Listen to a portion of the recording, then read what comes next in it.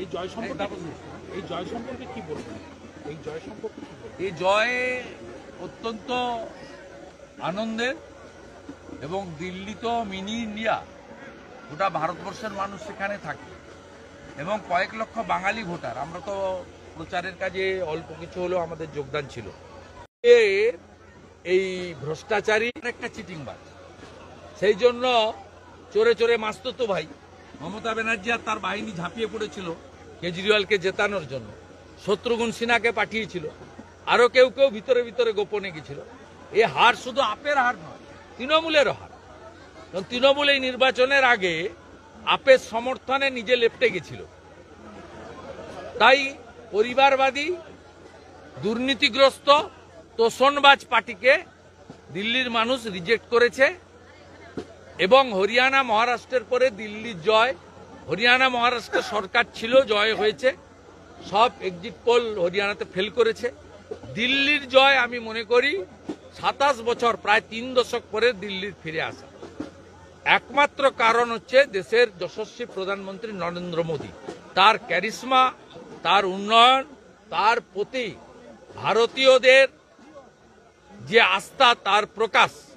আর যে হিন্দু সনাতনীরা ভোট দিতে বেরোতো না, তারা মহারাষ্ট্র নির্বাচন থেকে বিপদ বুঝে তারা ভোট দিতে বেরোচ্ছেন। সেই কারণে এই জয় সুনিশ্চিত হয়েছে। মহারাষ্ট্রে 19 সালে 61% ভোট ছিল, এবারে 66.5 হয়েছে। ঠিক একইভাবে 8 থেকে 10% ভোট বেড়েছে দিল্লিতে পোলিংয়ে। বাড়ি থেকে বেরিয়ে ভোট দিয়েছেন হিন্দুরা, সনাতনীরা, সঙ্গে সর্দারজিরা, তারা আমাদের সব ভোট দিয়েছেন। পূর্বাঞ্চলী ভোটার, ইউপির ইস্টার্ন জোন, বিহার, ঝাড়খণ্ড, পশ্চিমবঙ্গ এবং উড়িষ্যা, 29টা বিধানসভা কেন্দ্রে আমরা এই পূর্বাঞ্চলীয় ভোটাররা মেজরিটি ছিল। এই 29টার মধ্যে 20টাতেই ভারতীয় জনতা পার্টি জিতেছে। দিল্লি কা জিত হামারি হ্যায়, 26 মে বঙ্গাল কি বারি হ্যায়। বিহারে তো সাফ হয়ে যাবে, তো ঝড়ে উড়ে চলে যাবে। আপনি দিল্লিতে যে এলাকাগুলোতে সেখানে প্রচার করেছিলেন, দেখা গেছে অধিকাংশ ক্ষেত্রে সেখানে আপ হেরেছে এবং বিজেপিও জিতেছে।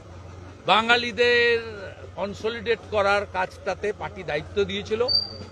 বাঙালি বুথগুলো থেকেও আমি হিসাব নিয়ে নিয়েছি। নজফগড়, নীলম পাহেলবান, গোন্ডা, অজয় মহাবীর, গ্রেটার কৈলাস, সিয়ার পার্ক, শিখা রয় সহ বাঙালি বুথগুলোতে ব্যাপকভাবে আমরা জিতেছি। করলবাগেও ফাইট চলছে, কিন্তু আমরা খানিকটা পিছিয়ে আছি।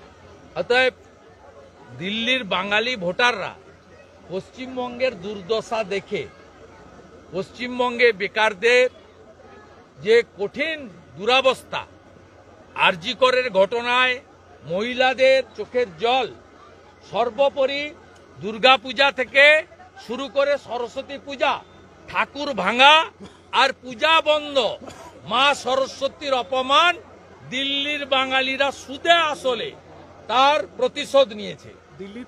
মা সরস্বতী পূজা যারা বন্ধ করেছে, দিল্লির বাঙালিরা একজোট হয়ে তাদেরকে হারানোর কাজটা করেছে। দিল্লির পর কি এবার টার্গেট বাংলা? কেননা সেখানে যেরকম বিহারে তো ঝড়ে জিতবো, আসাম তো জিতেই আছে 26-এ।